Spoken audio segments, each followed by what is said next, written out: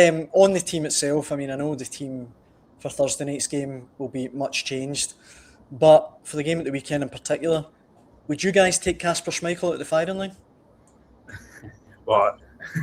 we know what Ryan's stance is. I think if you listen to my thoughts on Hotline Live after tonight, I think my thoughts are abundantly clear on that one. Listen, I keep saying it. He's had a remarkable career, a career that most footballers can only dream of. I think he's been one of the finest goalkeepers of his generation. He's got a glittering CV, a Leicester City Premier League title-winning legend. 120 odd caps for Denmark. So he has been an outstanding goalkeeper. But for me, I think he's just gone one season too long. I think had it not been for the potential to play the World Cup as a potential swan song this summer, I think my hunch is he might have hung up the gloves last season, at the end of last season. Since he had that injury back in April when Sinisalo came in and covered him, and then obviously he had that blunder in the Scottish Cup final, for me, he's not been able to recover from that at all. There's too many mistakes that's been creeping in his game.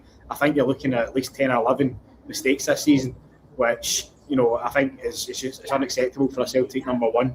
And Sinisalo, I don't think he's, to be honest, I'm unconvinced he is the solution between the sticks, the long-term solution.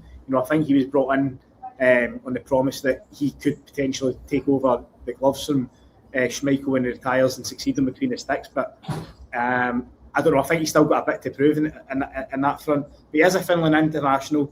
He did okay last season when he came in. I think he's 24, so he's no rookie.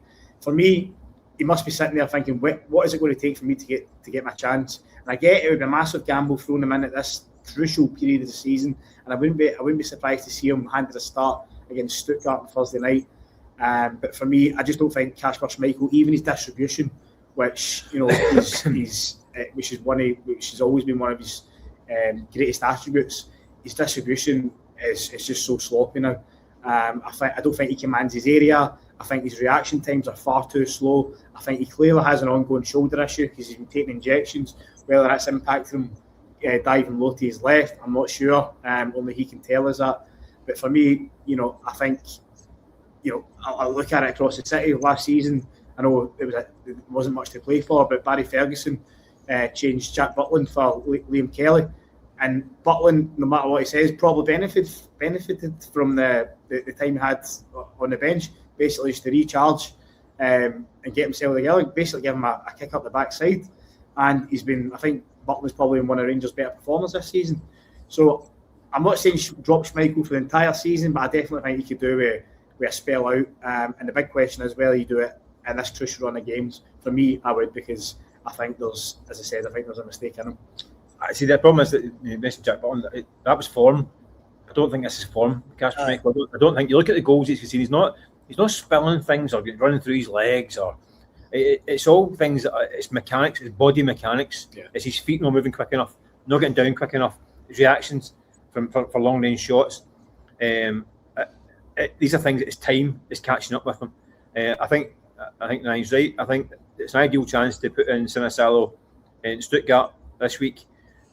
And if he performs, he'll be a busy man, put it that way. It's an addition for him. He's going to be a busy man against Stuttgart, and that might be good for him. Even Celtic could beat, which I think most people would put money on.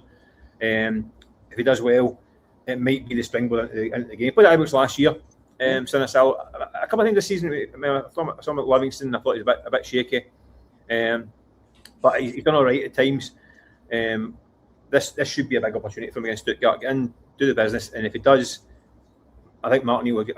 The only thing I would say is that O'Neill will want his experienced players on the pitch at Ibrox, and if he'll think if I can get just another couple of months out of Schmeichel to get us over the line, he might. I suspect he will stick with him. To be fairness, I suspect he will as well. But if that's what I would do, I would definitely. Excuse me, that's what he'd be thinking. I need the experienced bodies on the pitch because he's not got a lot of experience. And the Celtic squad a lot of lone players, a lot of guys that don't want to be there, guys who are probably going to leave in the summer, they're running out of contract. It's not your crack squad at this point in time, and he's a guy who's heading potentially towards the last months of his career. Maybe we drag himself over the line. So, what I do, I think you got to stick with him in the meantime and hope that you can keep yourself going. But I get that point. It's too many goals now getting through him.